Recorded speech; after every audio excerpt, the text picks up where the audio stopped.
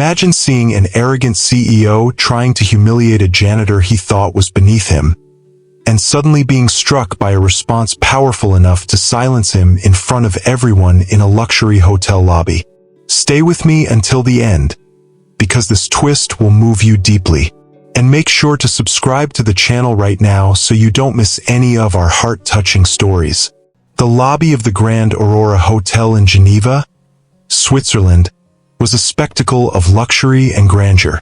Crystal chandeliers hung from the high ceiling, reflecting golden light over polished marble floors that gleamed with every step. Guests of different nationalities crossed the space with sophisticated luggage, while multilingual receptionists attended with trained smiles. Among executives in impeccable suits and elegant tourists, the figure of a simple woman almost went unnoticed. Carmen Alvarez, a janitor of humble origins, discreetly moving through the hall while pushing her cleaning cart. She seemed invisible, as if she were just another detail in the grand setting. Yet her attentive eyes registered everything, from the glide of expensive shoes to the artificial tone of business conversations. Carmen never allowed herself to be distracted. Every movement was measured, every gesture restrained so as not to disturb the guests. Still, the spark of determination in her gaze betrayed that there was much more behind that humble posture.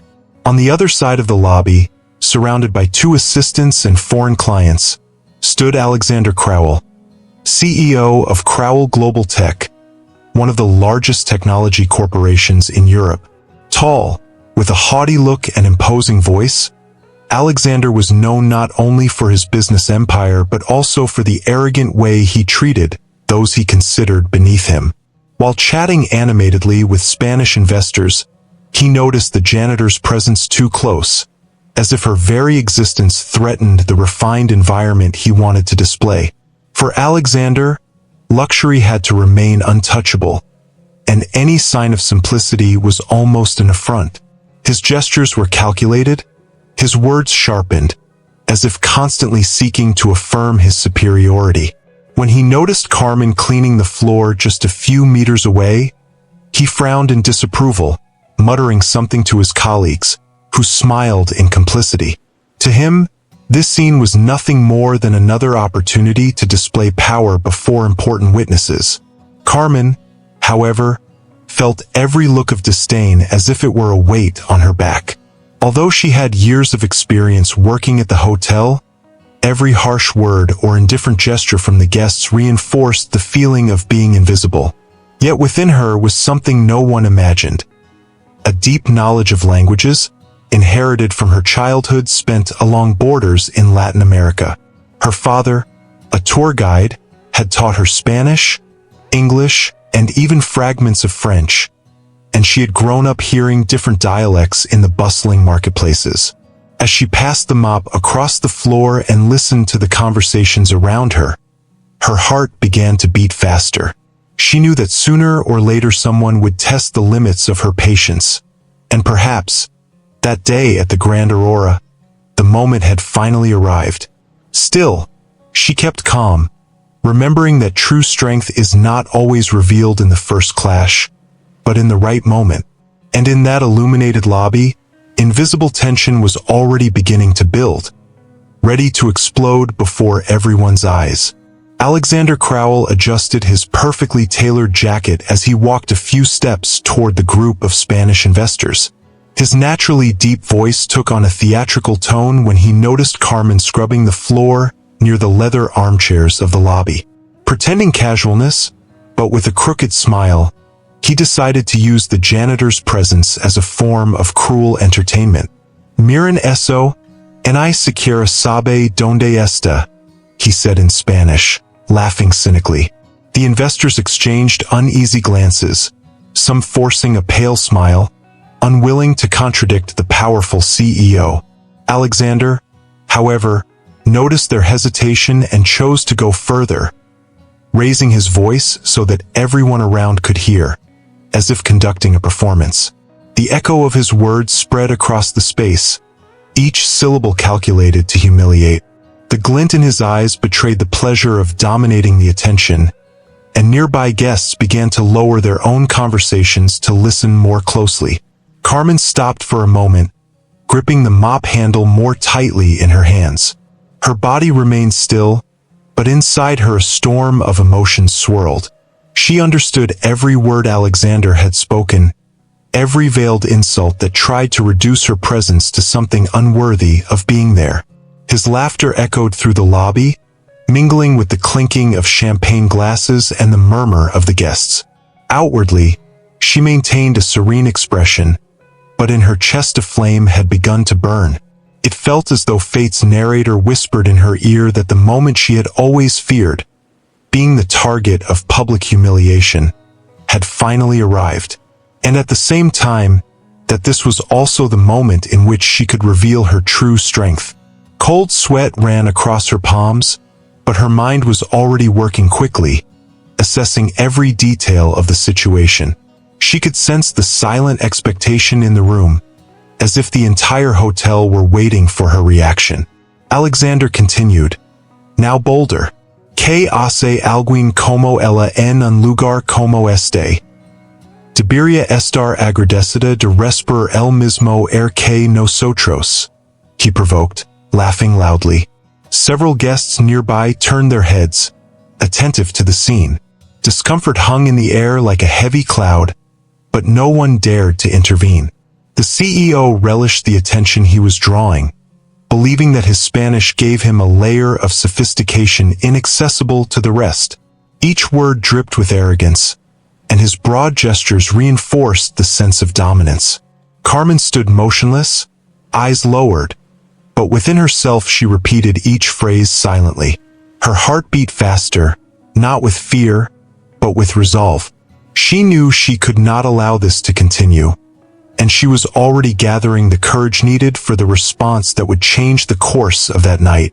And at that very moment, the tension was so palpable that even the clinking of glasses sounded like the prelude to confrontation.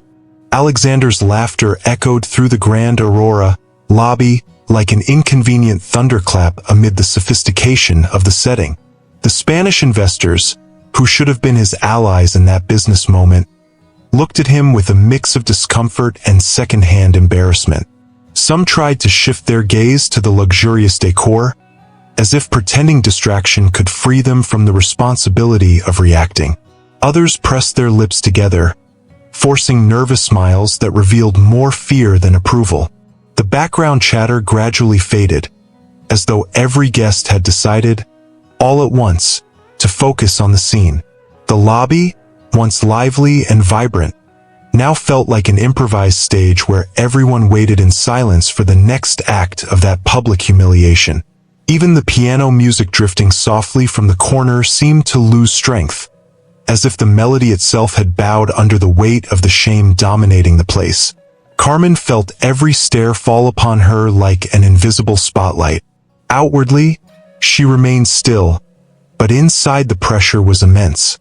The loneliness of being exposed before so many strangers mixed with the sting of wounded pride, awakening memories of her youth, when she had been ridiculed for speaking with a heavy accent. Yet that night, instead of shrinking back as she once had, a quiet courage began to take root. Her heartbeat pulsed in rhythm with the golden clock in the lobby, and with each passing second, the flame inside her grew stronger. Anger transformed into strength, and pain into dignity. She knew she stood at the threshold of a moment that could change not only her own life, but the way everyone else would see her from that point on. Her fingers trembled for a moment on the mop handle, but soon steadied, as if even that simple object in her hands had become a symbol of resistance. Meanwhile, Alexander continued his performance, completely blind to the impact he was causing. His delight was in dominating the room, yet he didn't realize that, little by little, the audience was withdrawing emotionally from him. The applause he imagined hearing existed only in his head. In reality, he was met with reproachful glances and hushed whispers. A refined lady in a blue dress leaned toward her husband and muttered something in English, shaking her head in disapproval. A young receptionist behind the counter bit his lip, struggling to contain his indignation. Even the waiter serving champagne to the investors hesitated, spilling a few drops as he caught the offensive tone of Alexander's words. The atmosphere was no longer just uncomfortable. It had become a boiling cauldron of expectation, where everyone knew something was about to happen that could turn the evening upside down. Even the crystal chandeliers, reflecting the scene, seemed to witness the growing tension as silent spectators of the inevitable confrontation. Carmen drew in a deep breath, letting the cool, faintly perfumed air of the lobby fill her lungs. On the surface, she still appeared submissive, but inside a silent battle had already been decided. Her eyes, until then lowered, lifted slowly, revealing a steady gleam no one expected to see in a mere janitor. One nearby guest noticed the change and widened his eyes discreetly, as if sensing that something extraordinary was about to happen.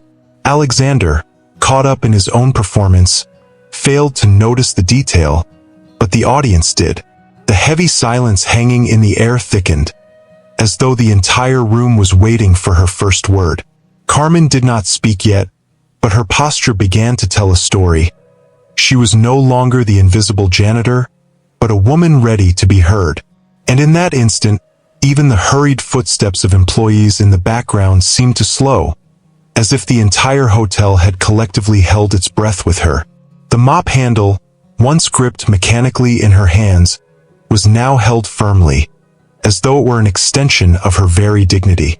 Carmen remembered her father's words, often repeated, "Language is the most powerful weapon anyone can carry. Use it wisely." That memory rekindled a dormant courage within her. Her fingers stopped trembling, her shoulders straightened, and still in silence, she fixed her gaze on Alexander across the room. The people around her sensed the shift in energy. A waiter froze mid-service, a receptionist lowered her pen discreetly, and even the Spanish investors, targets of the CEO's cruel theater, held their breath. Everyone was waiting for the moment her silence would break. Yet the mere fact she hadn't spoken yet only heightened the tension. It was as though each second was a taut string about to snap, and the entire audience stood suspended, bracing for the inevitable crack. Alexander, however, mistook that silence for submission. Believing Carmen lacked the courage to react, he doubled down on his provocations. Now he spoke louder, gesturing dramatically and mocking accents, convinced it would draw laughter from those around him. But to his misfortune, the effect was the opposite. Each word felt more misplaced, each gesture more forced. While he laughed at his own cruelty, Carmen took a small step forward. It was not abrupt, but enough to draw everyone's attention in the lobby. Her eyes were locked on the man who insulted her, and her expression spoke louder than any words. She was ready to answer. The audience, caught in unbearable anticipation, waited for the moment when the invisible woman would shed her silence and become a voice. And deep down, even the most skeptical already knew, that night would not end the same way it had begun. The entire lobby seemed wrapped in a suffocating silence when Carmen finally lifted her head and opened her mouth. Her voice came out calm yet firm, with a tone filled with confidence that contrasted sharply with the humble posture she had maintained until then. "De verdad piensa que sus palabras me hacen menos?" she asked in flawless Spanish, her pronunciation clear and impeccable as it echoed through the luxurious space.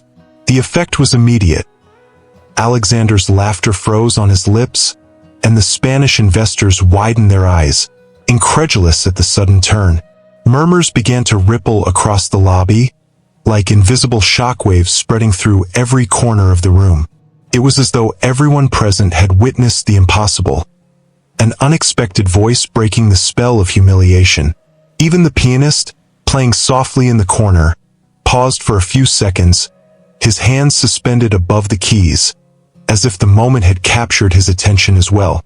Alexander blinked rapidly, trying to process what he had just heard. The confidence in Carmen's words had disarmed him, even though he tried to hide his unease behind a forced smile. "¿Tú hablas español?" he retorted, his voice lower and less assured than before. But Carmen did not avert her gaze. On the contrary, she took another small step forward, closing the distance between them. Her dark eyes glowed like burning embers, and every word she spoke now seemed to carry the weight of years of forced silence. "No solo lo hablo," she replied deliberately. "También entiendo cada insulto que usted acaba de decirme." The phrase sliced through the air like a sharp blade, and the crowd's reaction was immediate. A collective murmur rising like a wave on the verge of breaking.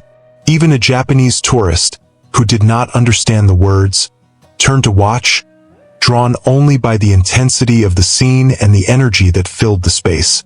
The impact was not only in the words themselves, but in the way they were spoken.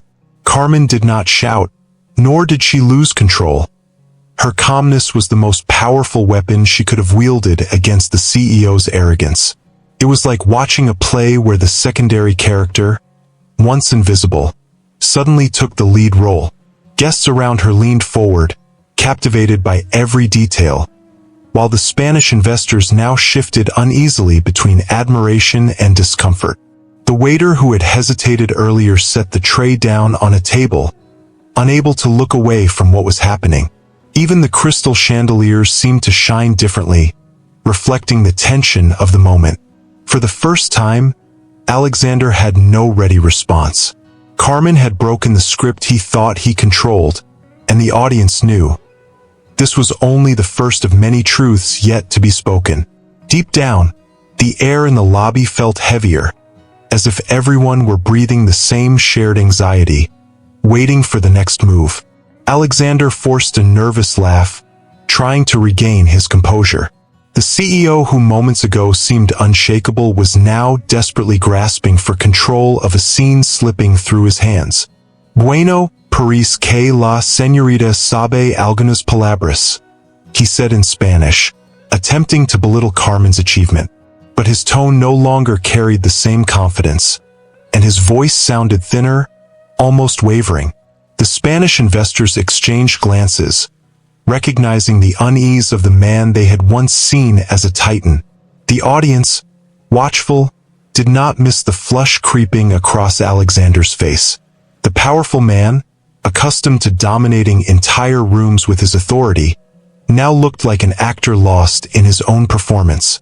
Even his body language betrayed insecurity.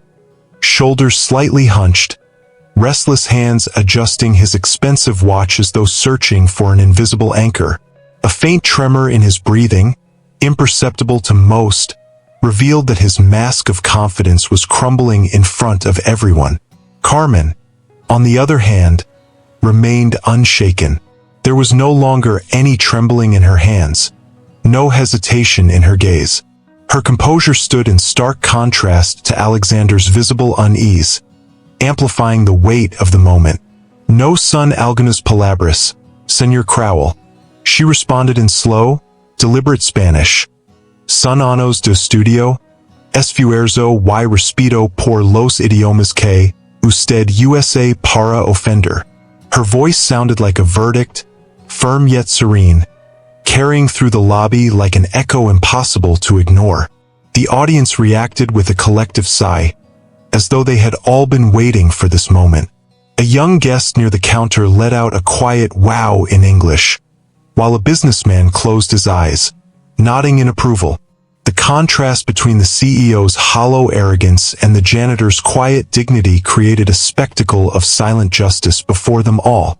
Even the hotel staff, trained never to get involved, exchanged discreet glances of support, recognizing the rare courage of that woman. In that instant, Carmen was no longer just an employee. She had become the voice of all those who had ever been diminished in silence. Alexander tried to fight back, but his words began to stumble. "Esto es ridículo, nadie viene aquí para escuchar." He cut himself off mid-sentence, realizing the trap he had fallen into. Each syllable he uttered seemed to erode his authority further. The silence of the audience, once complicit, now stood as a wall against him. Every look cast toward Carmen was a silent gesture of support, and every glance at Alexander was a judgment. Even the environment seemed to conspire against him. The distant sound of rolling suitcases echoed louder than his faltering voice. For the first time in years, he had no idea what to say. Carmen, unhurried, lifted her chin, making it clear there was no turning back. The balance of power had shifted, and everyone knew the scene was only beginning to reverse. At that moment, even the occasional flashes of tourists' cameras captured the moment, as though history was being immortalized without his consent. It was like watching a colossus crumble, stone by stone, before a crowd that would never forget what it had witnessed. Carmen drew in a deep breath and, for the first time, raised her voice so that it echoed through the entire lobby, fearless. Usted cree que el dinero luda el derecho de humillar, pero lo único que demuestra es su propia pequeñez. She declared in flawless Spanish, her tone clear and precise, slicing through the air like a blade of glass. The impact was immediate. An almost reverent silence filled the space before a murmur of astonishment swept through the guests. Alexander opened his mouth, but no words came out. The confidence with which Carmen spoke seemed to strip the strength from him. A child sitting with his parents pointed at the scene with wide eyes, as though witnessing history in the making. The simple act of speaking out loud, without hesitation, had transformed the invisible janitor into the protagonist of the night, and everyone present seemed to realize they were witnessing something far greater than a trivial conflict. Alexander, humiliated, tried to laugh, but the sound came out dry, almost pathetic. Esto no tiene importancia, he muttered, but his voice faltered halfway through the sentence. Carmen gave him no time to recover. Tiene importancia, Señor Crowell, she replied, now switching to an even more elegant Spanish, demonstrating absolute mastery of the language. Porque cada persona aquí presente ha visto como intento humillar a alguien que usted pensaba débil. Y todos han visto también quién es el verdadero débil esta noche. The audience reacted with intensity. Some guests clapped discreetly, others nodded in silence, and the Spanish investors, once the targets of his flattery, turned their eyes away, embarrassed. It was impossible not to recognize the strength of her response, and Alexander, visibly shaken, began to avoid looking directly at those around him. The atmosphere, once marked by contained discomfort, now buzzed with open reactions. The waiter who had hesitated to serve champagne crossed his arms and allowed a discreet smile, as if celebrating a silent victory. The receptionist, behind the counter, bit her lip to hold back emotion. An elderly woman with silver hair raised her glass toward Carmen, as a silent gesture of respect. Even tourists who did not understand Spanish could sense, by the energy of the moment, that something extraordinary was taking place. Power had changed hands. The entire lobby seemed to pulse in unison, and every gaze converged on Carmen, whose upright posture and steady eyes radiated dignity. Alexander, shrinking more and more in his own arrogance, retreated without taking a single step, swallowed by the weight of collective judgment. What had begun as a cruel attempt at entertainment had become a public lesson in courage. Alexander drew in a deep breath, desperately trying to regain control of the situation. His mind, trained to negotiate billions in closed-door meetings, seemed incapable of finding a way out in the face of Carmen's devastating simplicity. Esto es absurdo, he said in Spanish, raising his voice as if volume could restore the authority he had lost. But the effect was the opposite. His attempt sounded like an empty cry, devoid of substance. Ella es solo una empleada de limpieza, nada más, he added, trying to belittle the woman confronting him. But the phrase echoed through the lobby like a shot fired into his own foot. The audience reacted with outraged stares, and even the Spanish investors shifted uncomfortably in their chairs, embarrassed to still be seated near him. Alexander, without realizing it, was digging his own grave with every word. Even his assistant, accustomed to applauding his tirades, turned his eyes away, unable to withstand the weight of that public shame. Carmen did not rush to respond. She knew silence could be as powerful as a firm word. She took a step forward, the sound of her simple shoes against the marble striking loudly in the quiet. When she finally spoke, it was not with shouts, but with the serenity of someone who carries truth at their side.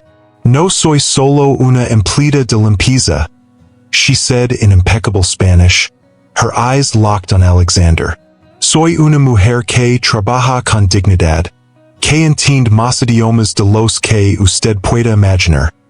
Y que jamás se arrodillará ante alguien que usa su riqueza para esconder su pobreza de espíritu."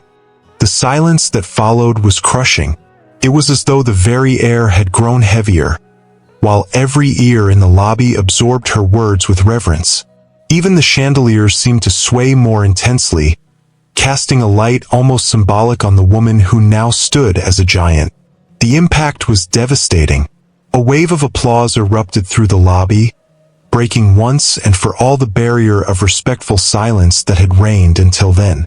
Guests rose from their seats, some clapping discreetly, others with contained enthusiasm. The receptionist discreetly wiped away a tear, while the pianist resumed his music, this time with a triumphant melody, as if translating into notes what everyone felt. Alexander, cornered, seemed smaller than ever. His reddened face revealed not only anger but also shame and helplessness. He opened his mouth again, but no words came out. Carmen had disarmed him with dignity, and the audience knew they had witnessed not just a confrontation, but an unforgettable lesson. With every clap that echoed, the sensation was that a page had been turned. It was not just a momentary embarrassment. It was the public downfall of a man who had always believed himself untouchable. Alexander stood frozen, motionless, as if Carmen's words had struck him head-on, dismantling every layer of his arrogance. His eyes wandered across the lobby, searching for support, but found nothing except judgmental stares. The man who once commanded the room with confident gestures was now reduced to a fragile figure, trapped in a silence that consumed him from within. He tried to adjust his tie, but the trembling movement only exposed his vulnerability even more. Some guests murmured in different languages, and though he didn't understand them all, he knew perfectly well what those whispers meant. Disapproval. The luxurious watch on his wrist gleamed under the chandelier's light, but it no longer served as a symbol of power, only as an ironic reminder that wealth cannot buy respect. Carmen, on the other hand, did not need to say anything more at that moment. Her upright posture and firm silence were enough to amplify the message. The audience had become her ally, and everyone there seemed to share the same certainty. Alexander was finished. A young guest discreetly pulled out her phone and began recording, realizing she was witnessing a moment that would be remembered. The waiter who had once hesitated now applauded openly, followed by other staff members who, without fear, joined in the clapping. The sound of applause grew, reverberating through the lobby like a spontaneous orchestra. Carmen, with a slight nod of her head, acknowledged the support but maintained her composure. She didn't need to savor victory with ostentation, because the simple act of raising her voice was already triumph enough. Alexander felt the crushing weight of defeat. The sound of clapping surrounded him like an irrevocable sentence, and every face before him was a mirror reflecting his humiliation. He tried to force a smile, but the result was a distorted grimace that only deepened his discomfort. Inside, his mind burned, yet no strategy surfaced. The CEO, accustomed to manipulating situations, discovered that night there was no negotiation possible against raw, undeniable truth. He lowered his eyes for a moment, as if searching for escape from the collective judgment. But there was no escape. The entire lobby had become a courtroom, and Carmen, with her dignity, had become the voice delivering the verdict. In that instant, His silence was not just the absence of words. It was the involuntary admission that he had lost, before everyone, what he cherished most: power. The Grand Aurora lobby vibrated with a different energy as the applause, once timid, grew into a unified chorus. The sound echoed off the marble walls as if each clap were a brick building Alexander's final downfall. Guests who didn't understand Spanish applauded anyway, because it wasn't necessary to know the words to feel the truth Carmen had conveyed. The Spanish investors, once tense, now folded their arms in silence, unable to defend the man they had considered a powerful ally just minutes earlier. Even the hotel staff, always trained to remain discreet, joined in the quiet celebration. It was as though the entire environment had chosen a side, and Alexander knew, with crushing clarity, that it wasn't his. The piano music, which had resumed softly, now felt like the soundtrack of an unplanned but well-deserved victory. Carmen stood motionless, but her presence grew stronger with each passing second. Her eyes, still fixed on Alexander, did not convey hatred or vengeance, only the dignity of someone who had finally been heard. She did not need to raise her voice further, nor prove anything beyond what she had already shown.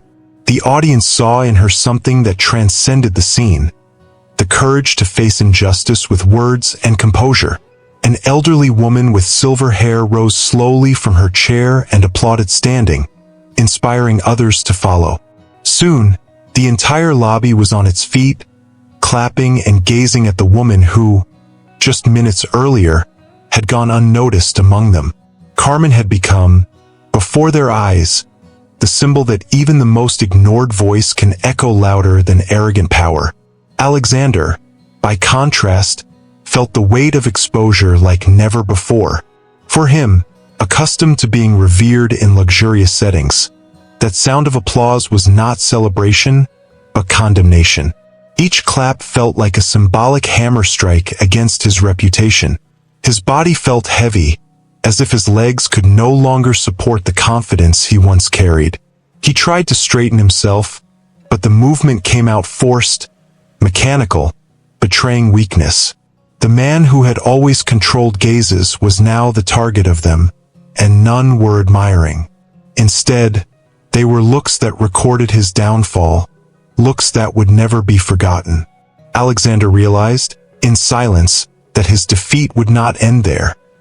It would be remembered, retold, perhaps even spread in videos beyond the walls of the Grand Aurora. And, more painful still, there was nothing he could do to erase that moment. When the applause finally subsided, the lobby remained wrapped in an almost sacred atmosphere. It was not just Carmen's victory over Alexander. It was the victory of all voices that had ever been silenced by arrogance. Carmen slowly lowered her gaze, not in submission, but in respect for the moment she had just lived. Her heart pounded quickly, not from fear, but from the awareness of what she had done. She had faced a powerful man before everyone and shown that dignity is not measured by title or wealth. The audience, still moved, stayed in silence for a few seconds, as if wishing to prolong that rare feeling of justice. Even the chandeliers, still and unmoving, seemed to bear witness that a lesson had been learned there. Alexander, however, could no longer find the strength to react. Defeat was stamped on his face, on his slumped shoulders, in the lost gaze that avoided all contact. He tried to disguise it, but no disguise could hide the fact that his mask had fallen in front of everyone. When he noticed cell phones recording, his despair deepened. That scene would not remain trapped within the hotel walls. It would travel beyond, turning his arrogance into public shame. More painful still was knowing he could blame no one but himself. His pride, his vanity, and his belief that he could humiliate with impunity had been the poison that destroyed him. And as he sank into silence, Carmen stood tall, reminding everyone that true strength often reveals itself in the most unlikely of places. The Grand Aurora would never forget that night. The story of a janitor who dared to rise against an arrogant CEO would spread as an example, not only to those who had been present but to everyone who would hear it later. The audience left the lobby changed, each person carrying a personal reflection. Some understood that respect cannot be bought. Others realized that dignity can be found where least expected. Carmen, without seeking glory, simply returned to her work, but nothing would ever be the same. She had become a symbol. And for you who have followed this story to the end, here is the lesson. Never underestimate someone because of their position, for greatness may be hidden behind humility. If the story touched your heart, don't forget to subscribe to the channel, turn on the notification bell so you don't miss any new videos, and of course, leave your like, because it helps the channel keep bringing you touching stories like this one.